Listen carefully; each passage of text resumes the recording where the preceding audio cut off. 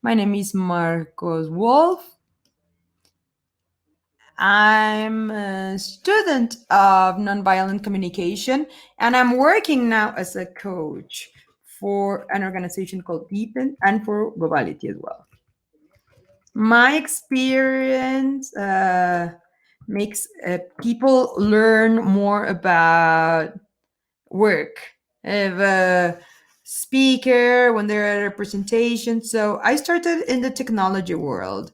I was a programmer, and then at some point in my life, I turned from that away. I started working for social organizations. I started working for a civil organization that's all over Mexico, Latin America, and then I started working as a coach. That is what I'm doing. So I've been in these two worlds for quite some time, and well, I'm very glad to be here. I want to thank everyone for this opportunity. And I want to thank all the organizations that are joining, to people that's connecting now. And I also want to thank the ones that organized this amazing event, the ones that were supporting so that we could join all these workshops. I'm very excited to talk about this very important topic to me, and also for all the technical support that's helping us with all these. And and thanks for helping me getting feedback, and Ellie for the camera and everything. So and yes, I also want to tell you that I saw the report that you sent us, and I want to thank Hick as well, that was part of this festival as well. And well, I was reading a little bit about it and learning about organizations that are part of these networks, and it's amazing the work you're doing, and I'm very motivated to be able to talk to people that are working on these. So, well, that's me. And Nyani, if you could introduce yourself. Great. Well, to me, it's a great honor to be here in this summit.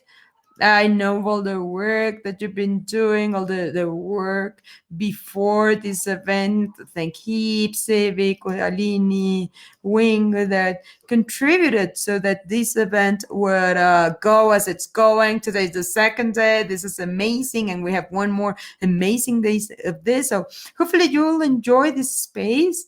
And yeah, take advantage of Marquitos because he's great. He is a very passionate guy about these difficult conversations and challenging conversations, and just enjoy. Great.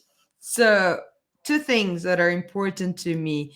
And if I say something that it's just clear for people in Argentina, please let me know so that I can explain it with other words and not just in my Argentinian and Spanish. I know that this conversation is also being interpreted into English. So if at any point you just let me know if I'm going too fast or if you're not understanding, please, if you can give us feedback on that, I can reduce the speed of my conversation or I can repeat stuff. And thanks very much to the interpreters on the other side. Again, it's a great honor to be able to reach other people thanks to your work as interpreters.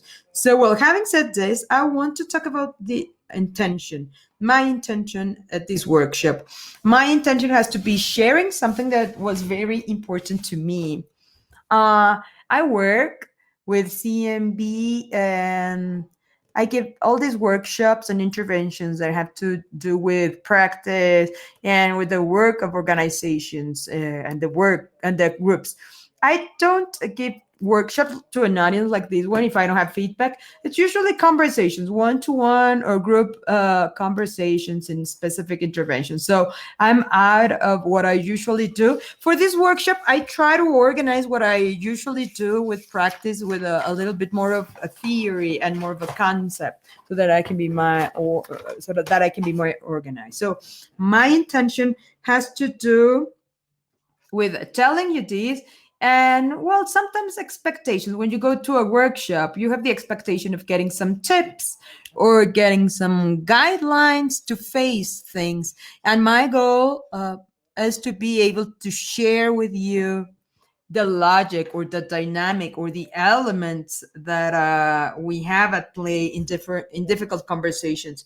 And well, it's not gonna be conversation of tips or some advice for you to approach them, but it's more conversation for raising awareness so that you can know what to do and on how to follow. So, well, I'll speak about the new ways of raising awareness and how can we keep working on this. It's a long path to me. It's not like I'm giving this workshop and I can face this difficult conversation, and that I've been trying to do this for 2 or 3 years already. And well, and of course I'm trying. It's not like that. It's more about raising awareness, and from this awareness, that's where the point for me to start with this workshop. So that's for you to know a little bit of where I come from, and from this I'll now share some things, and I'm gonna try to get some interaction with you. And well, some people joined. If you want to join us, or if you want to open your cameras, it's very useful for me to have the visual feedback. You can go to the top right hand. You can turn your camera on if you want. Don't worry, I won't ask you to speak or to participate. For me, it's very useful to see your faces, and it has to do with body language and how I like to be connected.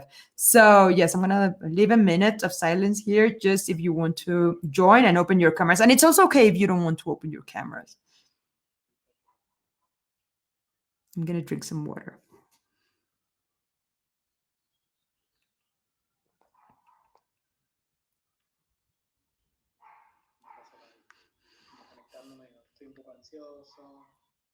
Well, I'm also a little bit anxious. I'm a bit impatient. I'm a little bit of uncomfortable on not seeing your cameras. And I'm also trying to reconnect with how I want to contribute to this conversation. We are now in this space all together. So great.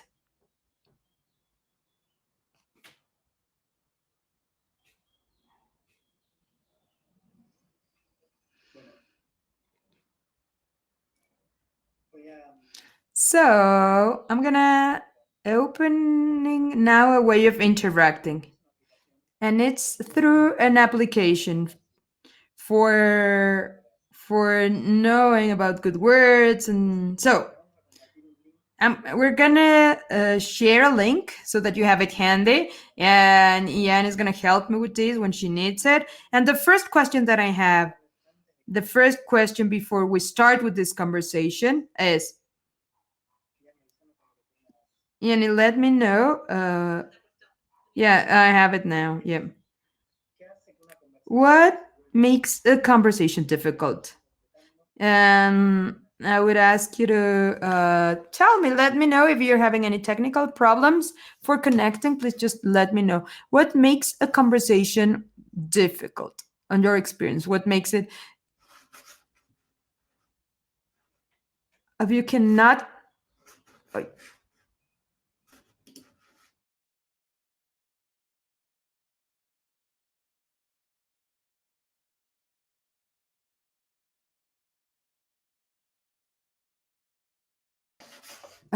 it's so strange to have an audience here.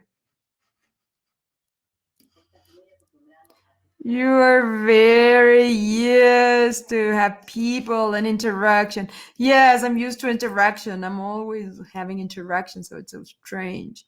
Yeah, yeah, I'm very used to that. And Menti, you can write. You have two fields for writing. If you can think just of one, it's okay. And you can think of three, that's great. And once you have it, great. Okay, so I see things here. Okay, so I'm gonna share these things because I'm not sure if I can share my screen over here. A lack of listening, a lack of respect, not to know how to handle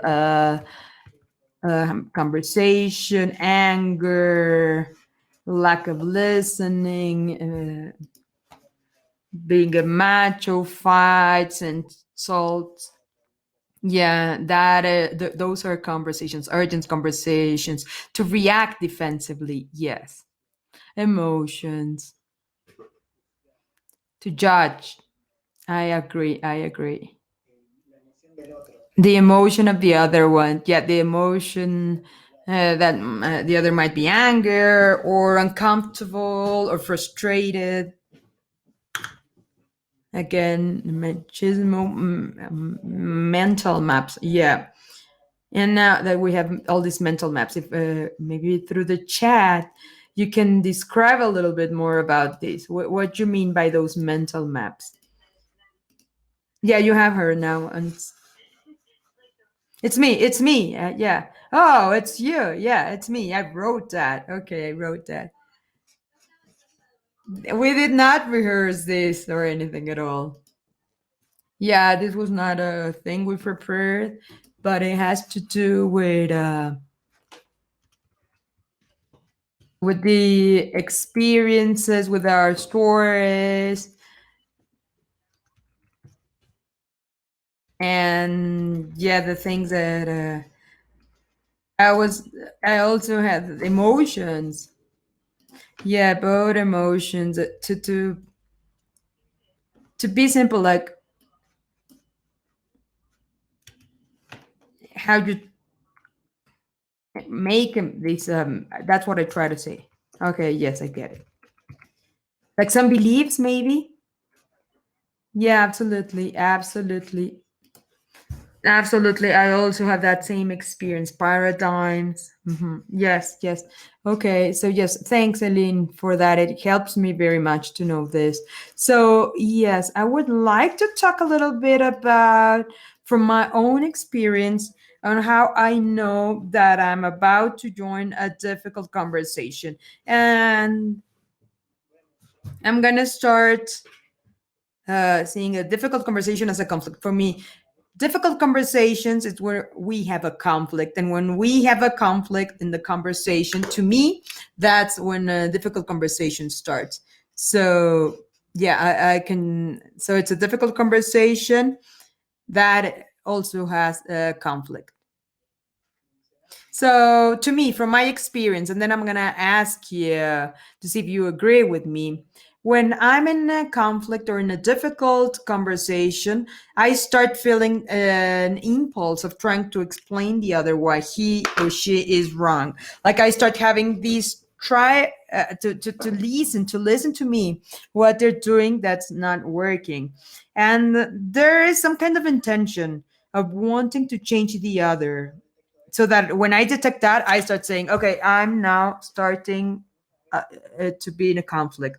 Sometimes I don't feel curious or openness with that person that I'm having this conflict with. So I feel like separate, that I'm away from that person. And I usually find that my mind is reacting to a thought that has to do with right or wrong, or correct or incorrect. I like this category or the other one, like normal or a normal. So I start having thoughts of it's not right what he's doing, or this is not normal, what he's doing is not normal, or this is so wrong, this is so incorrect. And I start getting all these categories like labels, and they are a kind of diagnosis or analysis. It's a thought that usually speaks about the other. And sometimes a conflict with me, I can speak about myself. I'm a little sad, but I can use these categories with myself and not to be that nice with me when I'm in this conflict. It can be that that thought appears to be disrespectful, and that makes me feel like in Mandy, it makes me feel emotions about me. And then I start to see in one way or another the uh, that the other person's a threat of my interest, of what I want to say, what I want to share. And when I'm there, I start feeling that I'm in a conflict. I realize those are things that I see.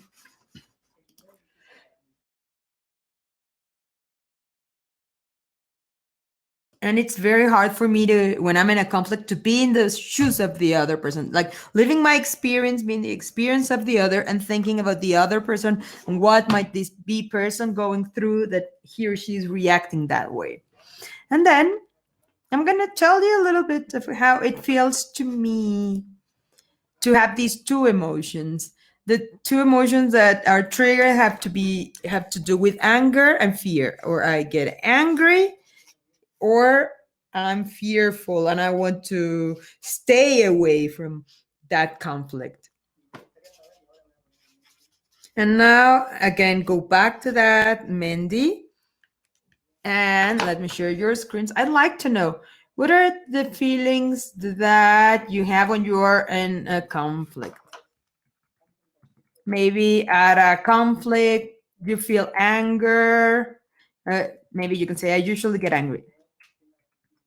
Or fear.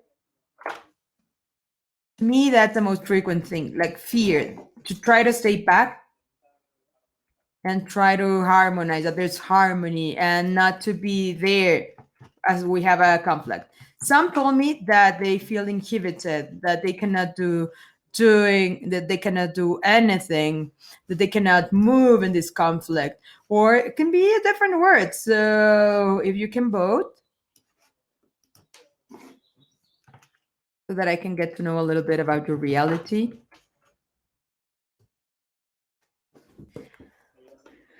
Thanks very much for sharing.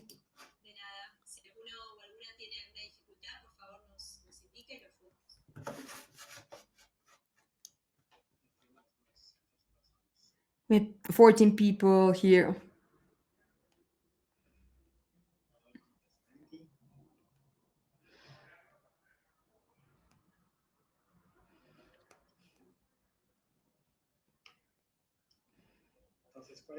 So, which is the emotion? To me, it's fear. Some people have different experiences. Uh, and remember, if you have any problems, technical problems with Menti, just let me know.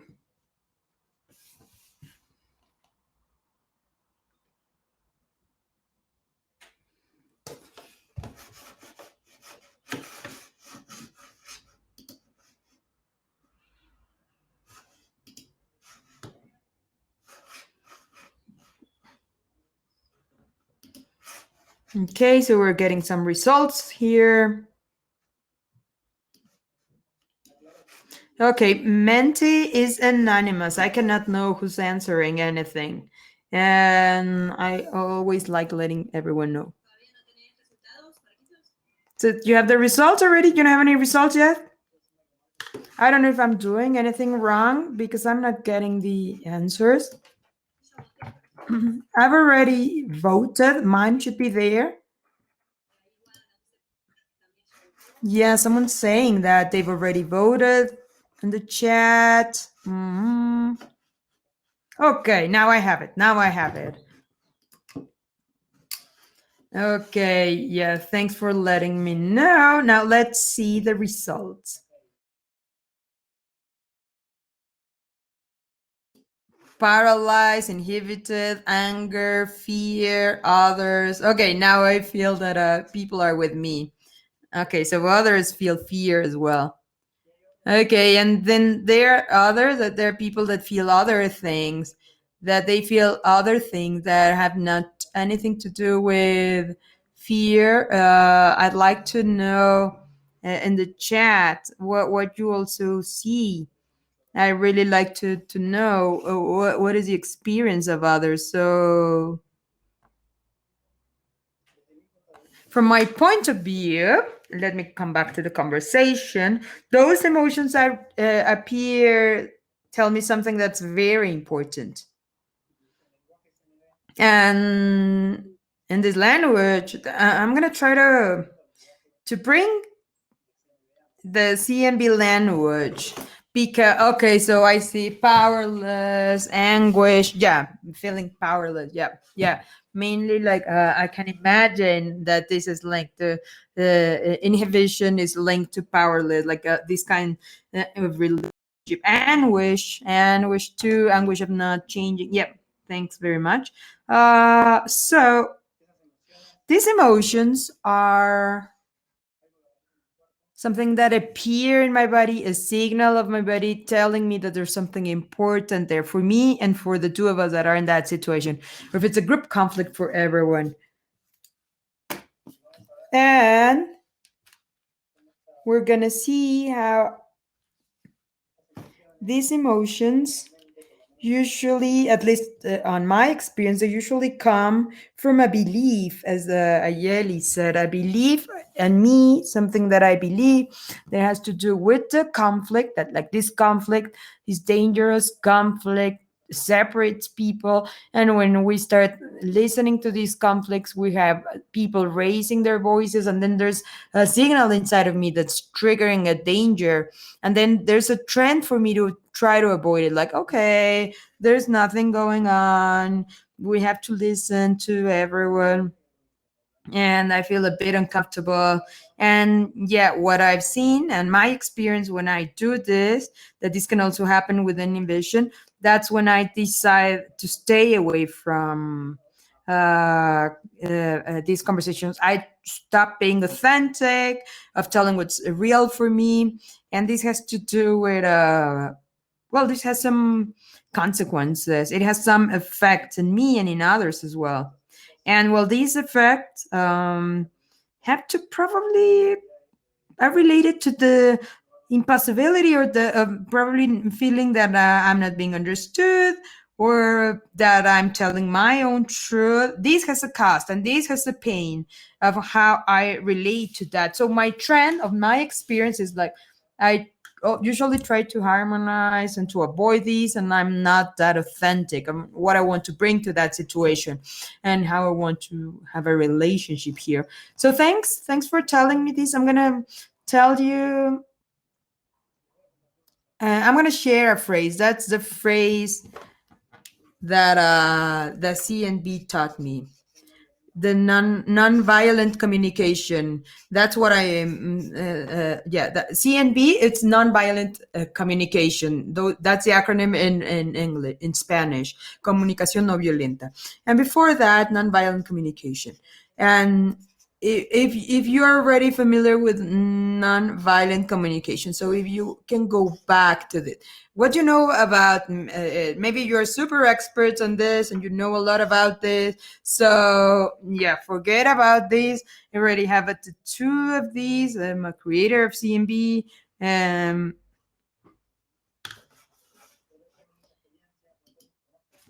or maybe I know a lot about it, or I hear it once, I've never heard it. And then I start to see a lot of people, that's the first time that you listen about this. I'm going to share it so that you can all see it. This is great. Okay, I've heard about it. Some people say that you already know about it. Okay, so this is useful. This is very useful to know how much to explain about the concept that I'm going to say. So, oh, there's someone that has a tattoo of Marshall Rosenberg. That's great. Okay.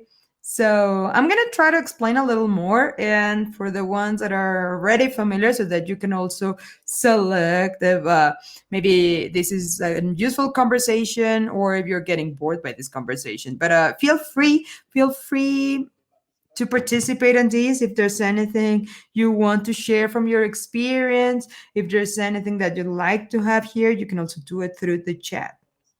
So when I talk about this nonviolent communication, I'm going to focus on a phrase that was very important to me, that is connect before solving. And that is a phrase of the creator of Marshall Rosenberg, who created the nonviolence communication. That's an American psychologist. And it's very important for me because, on my experience, when we are in a concept, we try to solve it right away. It's how can we solve it? And that takes it to some kind of trick, like, or we solve it with my solution or with your solution. And this takes us to a conflict that there seems that there are no options, that so this takes us to see the other as a threat to my needs, a threat to my own interest, and threat to my well-being. Well, I'm reading the chat, so if I'm moving, maybe don't. I'm moving because I'm reading the context, but it's because I'm switching screens to read the chat. So I'm gonna tell you which are the ways that I see if I'm connecting with someone. So if I want to see if I'm connected, I'm going to ask myself if I'm checking at the other person with curiosity, if I see it as a way for me to want to learn more about these people, learn more about their experience, or maybe no, I want to be away from this person. And if I try to label that person I try to label this person like, okay, this person is very responsible, or this person is very respectful.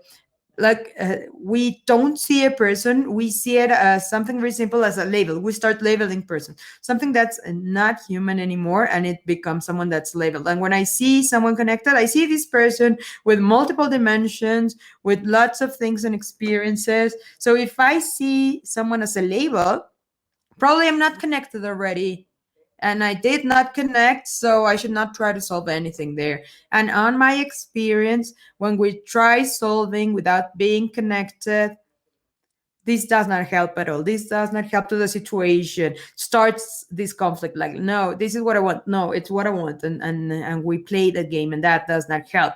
Another way to check if we are connected is if I can listen to the other person, and if it would like someone asking for something, saying please, even if the person is yelling and the person super upset and shouting, if I can listen to this person and say please, please. If I can't, I haven't connected yet. Another way of checking is if I'm being able to see the needs of the other person, and I'm going to highlight something. I'm going to hide these needs, the needs that I'm going to elaborate. If I can see the needs of the other person, if I can see if it's something beautiful that I want to take care, and not as a burden, as a load, if I see that this person needs to be understood, but I don't want to be the person that understands this person, then I'm not connected yet. And well, if I share my screen, would that be useful, Yanni, or is the conversation okay? I think the conversation's okay, unless no, I think it's okay. What you think in the chat? Is it okay? Yeah, I have a presentation, a kind of presentation that I have. If you want to see it, you're gonna have it anyway when we're finished here. If you want to see it, but yeah, it's a guide. It's some kind of guide. If you want to see it, I can share it. So I'm gonna double click on this concept of needs. When I speak about needs, I'm going to talk about a concept that we use for nonviolent communication. So this concept is a concept that came from a Chilean investigator, researcher that's called Manfredo Maxniff. I promise that is his name. And when he did this work of research, that's economies of human scale, and he tried to give an explanation of economy, and he spoke about this concept that he found out on his research. That is, if you heard anyone like these needs, these human needs, this is something you'll be very familiar. It's a sort of extension, a more modern way of speaking to this concept. This concept has to do with those things that all people in this planet and in space, if there's space, all people, we are trying to satisfy. And when we see those needs met, that will make our lives richer. And it's not just about what we need to survive, right? We're talking more about something that, when that's met and acknowledged, that will make our lives richer, and we will get a more pleasant experience out of life. So that is the concept of need. Those are very important things. And this researcher said that there's actually just a few of them. It's about 9 needs for humans. They can be classified, and deep inside, they are always the same. Although we may use different words in different languages to name them, even among societies who speak the same language, they can have different names, but they are always the same. And they are immediately recognizable for people when they are alive, like within them and for them. While they are always the same, what can change is the ways in which those needs are met. So, as an example, recreation, leisure has always been a need for human beings. 8,000 years ago, maybe the way to meet that need was to sit around a campfire and tell stories about what happened throughout the day, like for hunters, for example. And that was a way to meet that need for recreation or entertainment. And maybe today the need is met by turning on Netflix and watching a series. So the way in which the need is met is different, but the need is still the same, and we can recognize it immediately when someone is kind of like sharing that, and we feel like we are reflected there, right? Like someone goes like, "Hey, do you need some fun?" And you're like, "Yes." You recognize that need. That is a very important concept. There can be thousands of ways to meet different needs. We usually call them strategies, right? The way to meet those needs. We usually have our preferred strategies. So, for example, for me, I will get that entertainment from reading a book. And I know that for other people, those strategies are very different. Maybe for them, it's about riding a bike or going out or working out or having a conversation with someone else. I mean, you name it. The needs are only a few and they are identifiable. But the ways, the strategies to meet those needs are infinite. And that is a very important concept because usually the conflict is at the level of strategies, of what is concrete, of the solutions. But there will never be a conflict when we talk about basic human needs. I will always be able to recognize in someone else that need for recreation or affection or creation or participation because those are my needs too. Uh, just to verify, Yanni, can you tell me if that's okay? Is that understandable? Or maybe if you want to write something on the chat or turn on your camera, please go ahead. Well, Claudia says this is very clear. Thank you. Just some quick feedback. On a scale from 1 to 3, how much are you understanding what Marcos is saying? Like 1 would be like, oh, I'm kind of getting it. And 3 being, yes, I'm getting everything you say. So you can type that on the chat. Okay, I think people are saying 3, 2.5. Okay, so that's good. I'm kind of curious, right, about that 2.5. Like there is a 0.5 that's kind of, you know, just floating there.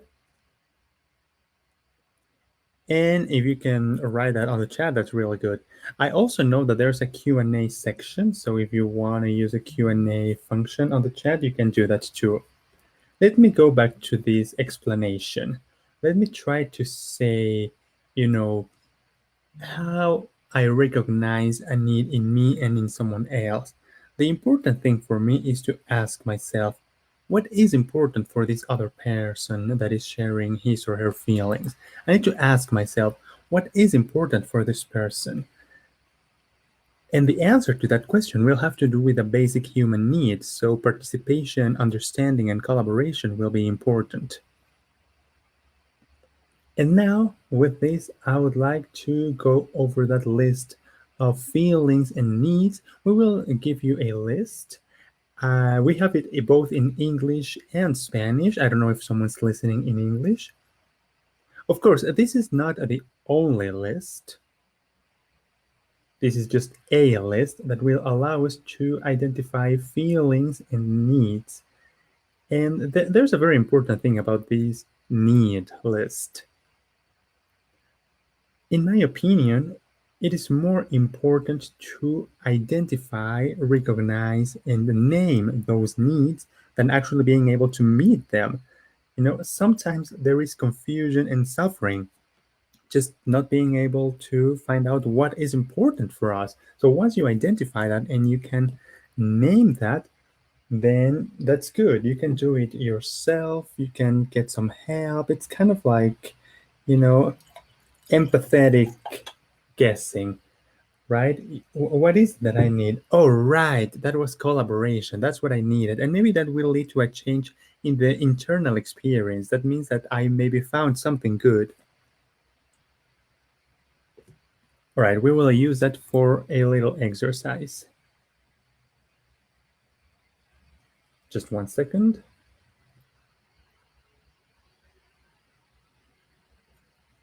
So when you want to know what someone's needs are, you can ask yourselves, like, what is important for this person? What does this person really want? What is he or she paying attention to? What is alive in this person? What would make this person's life more wonderful? Like if this person had collaboration, or maybe, I don't know, worked under the terms of what is understood as collaboration, maybe that would be better. So why am I sharing this concept with you? Because to sum up, if I had to really sum up very briefly what nonviolent communication is, I would say that this is being aware, having that consciousness, being able to identify reality based on needs and feelings. I remember this phrase that said, don't listen to what people, think, listen to what they feel. All right, let me share my screen with you now. Hopefully it'll work. Can you see it? Yes, that's perfect.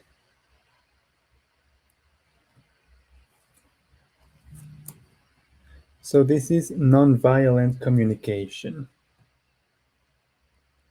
This is about diagnosis, assessments of what is going on.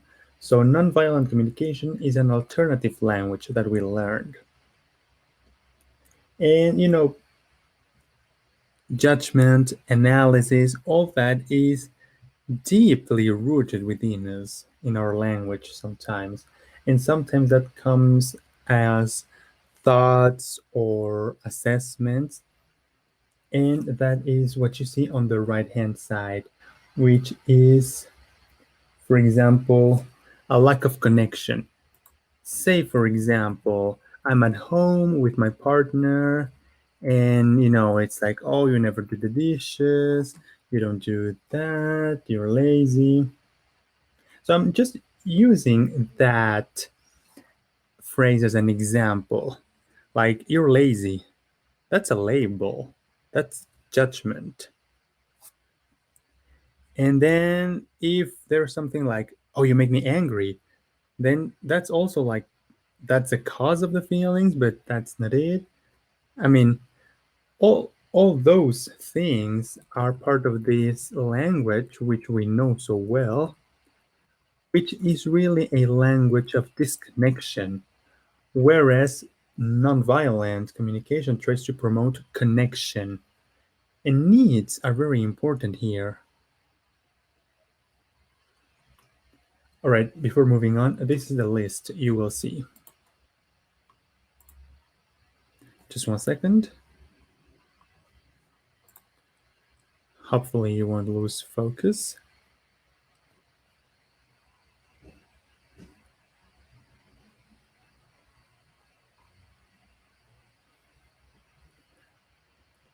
All right, so this is the list that I will share with you. Hopefully you can see it. Yes, but if you can zoom in, that's going to be better. So this is a list of some basic human needs, right? Like survival, freedom, autonomy, sense, peace, development. All those things that I would love to have myself, but that I would also love for other people to experience, right? So that's the vocabulary. And the larger our vocabulary is, the faster we will be able to identify those needs. Right, so I'm gonna go back to this screen. So nonviolent communication will propose something related to feelings and needs, right? Like, for example, there are some dishes in the kitchen, they need to be washed. Hey, you know what? I need order here. Can you help me? I will do the dishes, you can dry them up. Right? So if I say that, That's a summary, of course, but this is a different way. Of course, it is not that only by using this, feelings or needs, people will do whatever you want. Of course, that's not it. But you're saying to someone that something is important for you and they can help you. So that is the idea of this type of communication. Everything that we do, whether it's conscious or unconscious, is to meet a basic human need. Sometimes we do things that try to meet a need, but they end up being tragic. What that means is that they don't actually meet that need. Actually, sometimes they can make it worse. For example, I have a need for recreation or leisure. And then I go ask my partner, for example, right? Like if they are working and I want to say something, they're like, "Oh no, I can't do it right now because I'm on the computer." And then I'm like, "Well, I mean, you're always working. You never pay attention to me." Then the other person will go like, "Well, I don't know why you're saying this. I mean, this is very different. This is kind of like existentialist. Like I'm working now."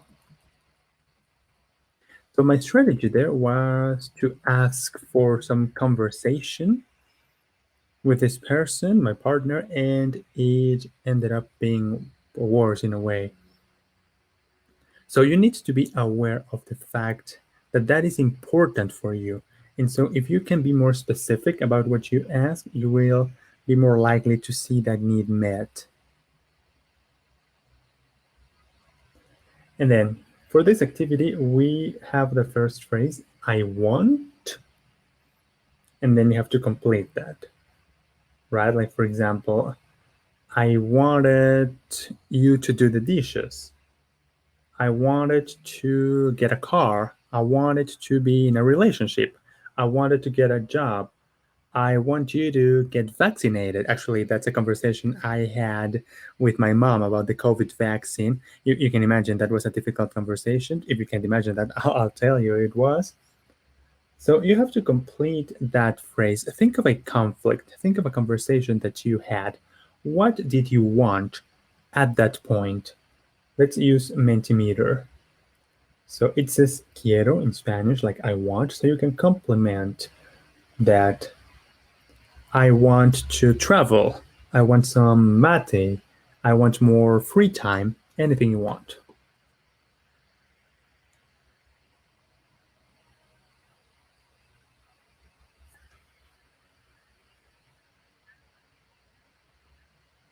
If you can't go to menti.com, you can also write that on the chat. Like you can write something you want now or something you wanted before. Like if you wanted an ice cream or if you wanted to be heard, anything you can think of.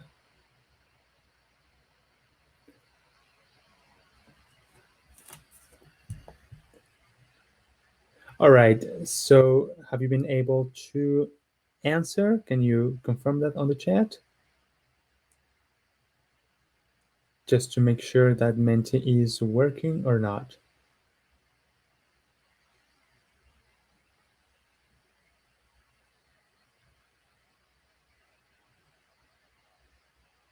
Do you see more free time? No. So that's just me. Then I will share my screen.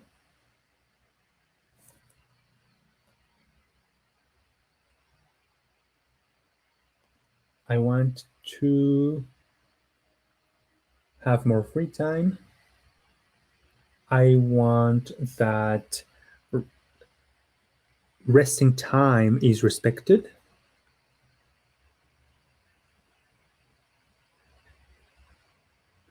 Then we have some answers on the chat. Someone says, I want to be heard. Thank you, Claudia. What else? What else do you want? Or what did you want? Like if you had a difficult conversation, for example, maybe you wanted a specific job or a specific role in your job.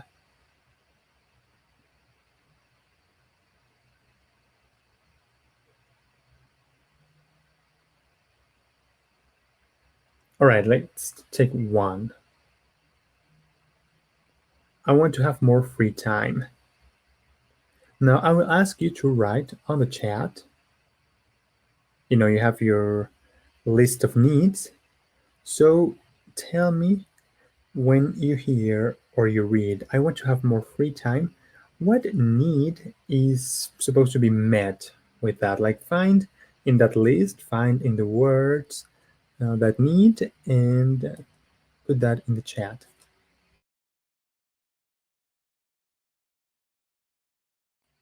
I want you to have more free time. So here you're trying to guess.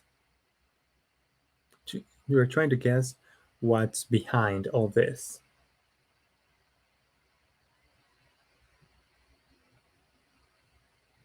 And thank you for sharing these needs.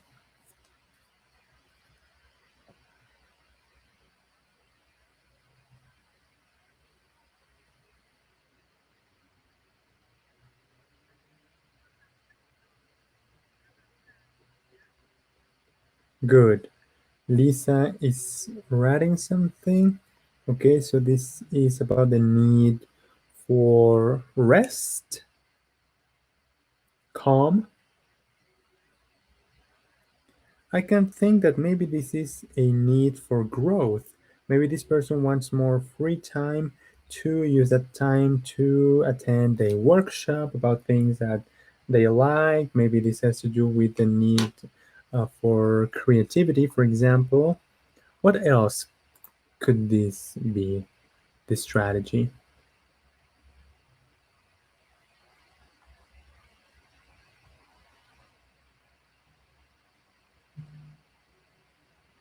Support that need. Okay, for have time for development.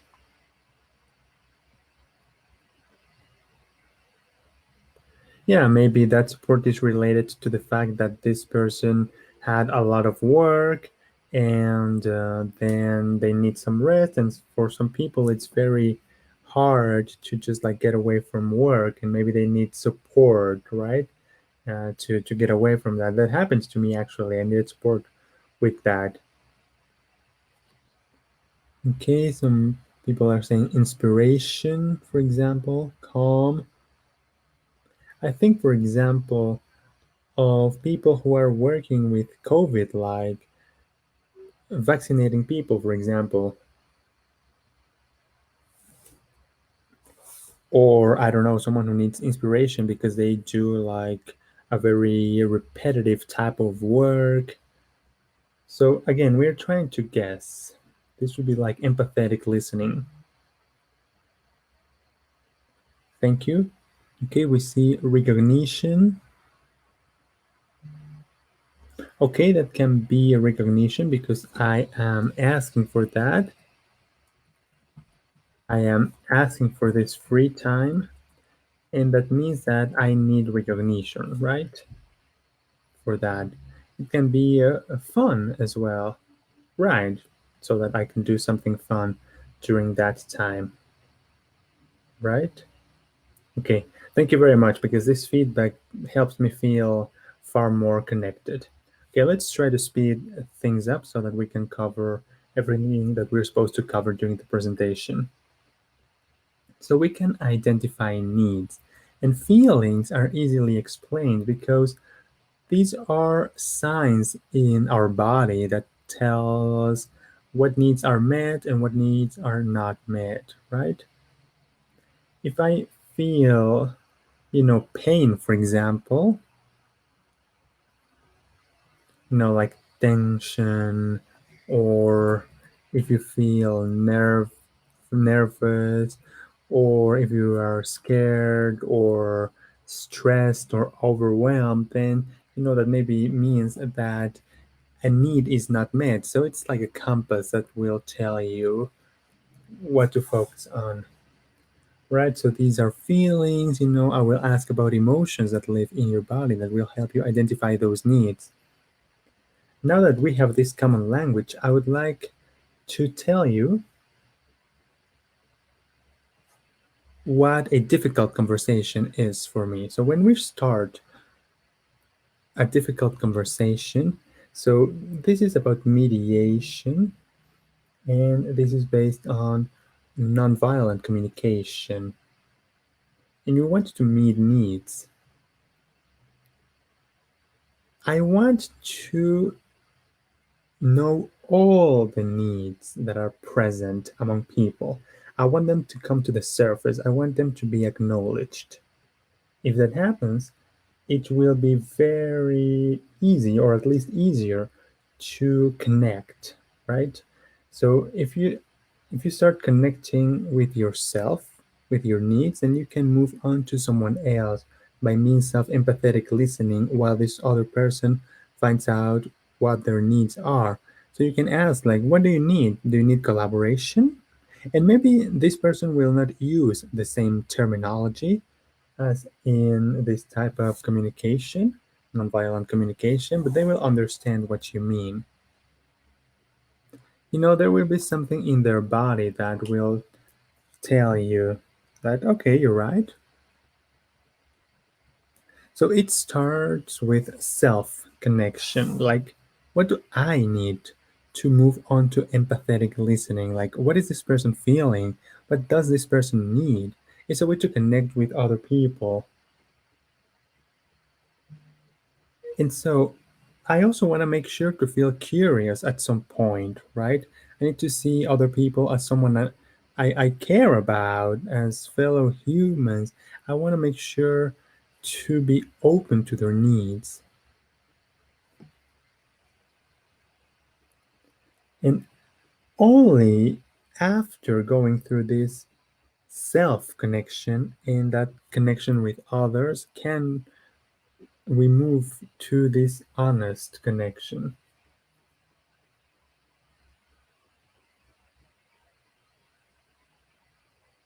This honest expression means that when someone is expressing something, someone else is there to listen, and the other way around. So if someone is saying something, I have to be there to support this person with empathetic listening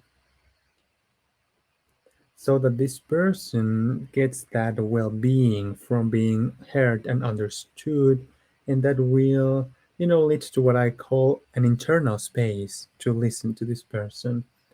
And when you do that, well, then that person will also be interested in knowing what my experience is or what my opinion is. And they will be like, okay, what do you think about this? And then that my needs will also be a part of this person's well being. Now, a conflict would be if we both tried to express something at the same time and then we would not be listening to each other.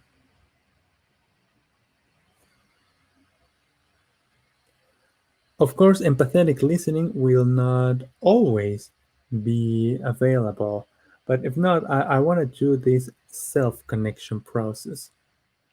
So, someone working with NVC is trying to navigate a difficult conversation. I will try to make this shorter because these are the last minutes. I just wanted to give you this. When needs are recognized, when everybody's needs are recognized, then creativity comes up, right? Like your solution, my solution. Let's look at the needs of both people, and then there's creativity, right? Because there are many ways to address those needs. It's an infinite number. There are needs. I want to look for solutions. I want to connect before I solve. So, in my experience, creativity and options, like you have to look at all needs, and if there is something repetitive, then there can be conflict, right? Like, I don't know, if it's like a circle and you go like, oh, I know what we will discuss, and we'll get mad. What I wanted to say is that since I started working with NVC, I have this new awareness. If there is anger or fear, for example, then that's a red flag. And that means I have an opportunity to know myself and the other person in the conflict. And if there is a solution, then we have to see all those needs recognized in that conversation. So chances are that conflict will not arise in the future. Of course, it's not like right there on the spot. This can take time. I mean, like, I have seen conversations that come up all the time for, I mean, for the past 30 years with my family, for example. Okay, we have a couple minutes. In your experience, are there conversations that repeat themselves? You can write that on the chat. I wanted to give you some options that will be available for you, like how to follow this NVC path if you want to find out more. You will get the presentation, and there are many books, basic ones such as Nonviolent Communication, but there are also empathy groups and workshops. I will give you some recordings, both in English and Spanish, of events that have taken place. Of course, if Yannick could also share you my email address, and you can write to me if you have any questions or doubt. I would love to hear from you. All right, so we are checking out of this conversation because we don't have that much time left. So what I wanted to hear from you is just to complete one of these phrases, right? Like at the end of this conversation, you want to, you think of, or you feel, so you can complete that. So this is it, this is the end. And you can use the Q&A function to write some questions, or you can just contact me via email as well.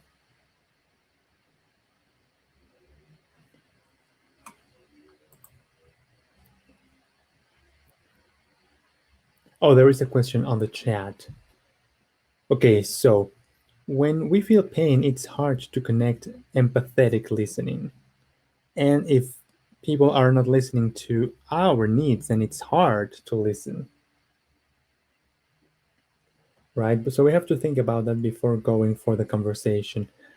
Claudia, hopefully this mini answer was useful. You can write me if you want more details. I'll be more than happy to answer. Can you see the screen? You can write some feedback on the chat as well. Okay, some people are like, okay, they just want to practice, practice, practice. Yes, practicing is very important. I feel grateful for this information, and I will think about how to apply this in my daily life. Thank you, Claudia. And there are 3 doors which we will not open today, like how to handle conflict in your organizations. A very important phrase is that there are no high-performance teams without high connection. So the ability to navigate is really important to have efficient teams. And how to mediate conflict with NVC if you're interested. Someone is saying, okay, I want to hear other people's needs as something beautiful. Oh, that really warms up my heart. Thank you, Mindy. Okay, so there was a question like how to handle conflict in your organization. Okay, I think this is the end, right?